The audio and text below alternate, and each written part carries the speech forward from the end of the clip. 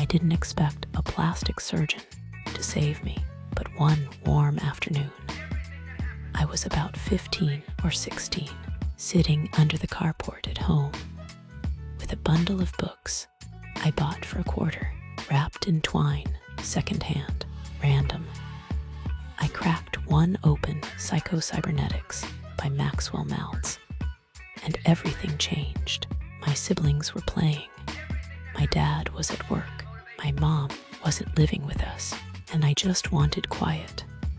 But that book, it gave me something I didn't know I needed. Permission. Maltz didn't try to fix me. He just made me question why I ever believed I was broken. He spoke in plain terms, used simple metaphors, offered exercises, and suddenly I had this voice in my life that felt like a mentor. It wasn't about being rescued. It was about finally realizing I could stop letting other people decide who I was. That was the beginning. That was the moment I started building the foundation for the kind of mother I was going to be, because it's not just about diapers and dinners and bedtime. It's about the harder stuff. How to protect your dignity, how to speak truth without using it as a weapon, how to keep loving when trust has been shattered. You don't learn that in a single moment. It is taught in never-ending iterations, over and over. You live it.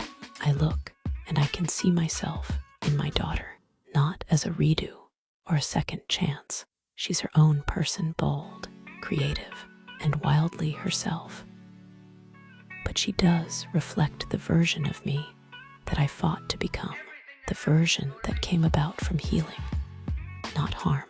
So I raise her with space. I guide, I don't stifle. She's free to ask hard questions, tell the truth, even when it stings. That's grace. That's what I've tried to give her, what I had to fight to give myself. And that grace, it was tested when I finally left her father. She was almost 3, and it didn't go quietly. He didn't want to let us go. He wouldn't let me leave with her, and I wasn't leaving without her, not with someone drunk, violent, and unpredictable. The pressure broke me. I ended up in a state of psychosis.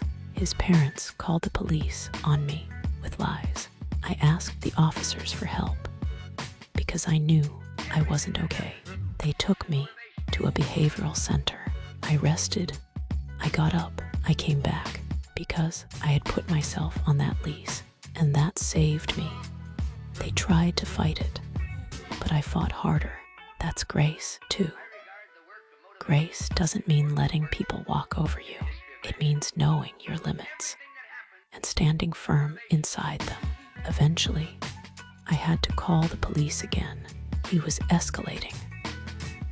I was on the phone with my mother, and a friend was on video to protect me when he assaulted me. The police came. He went to jail.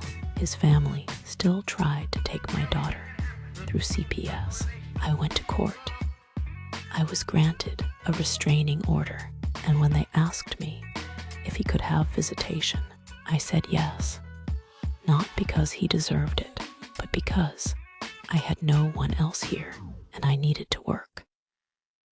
And because my daughter deserved more than a life shaped by fear and retaliation. I held the boundary, but I didn't shut the door. And now she has people who love her. Her dad is still flawed, but he's present. His girlfriend is someone my daughter loves. That woman's son. My daughter calls him her brother, and that means something to me because I won't be having another child. He is hers, and now in some way he is ours. That's the beauty she brings into my life, because I let her be that important. After everything, I knew two things had to change if I wanted to thrive. First, I needed people. Not just anyone, real connections. I couldn't raise her in isolation, so I opened up. I introduced her to the world around her. I made sure she had rhythm and community. Second, I had to lead my own story. No more waiting to be rescued. No more shrinking. I had to build the life I wanted for her and for myself. For that first year, I didn't bring adult partners around her. I kept it sacred, but I allowed friendships, connections, and I watched one man closely for a long time, kind, respectful, consistent. Eventually, I walked up to him and said what I felt.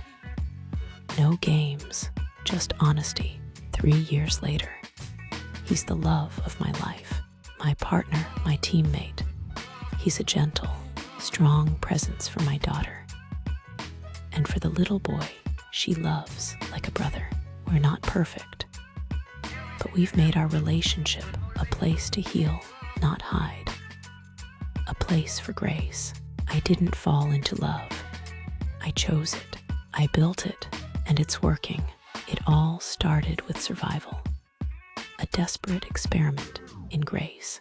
But now, it's my way of living. Grace to me means knowing who I am, what I accept, and what I won't.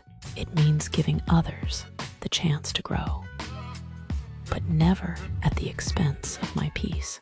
I live that grace now, in my home, in my daughter's laughter, in the life I built with open eyes. And I didn't break the cycle by becoming what broke me. I broke it by becoming whole.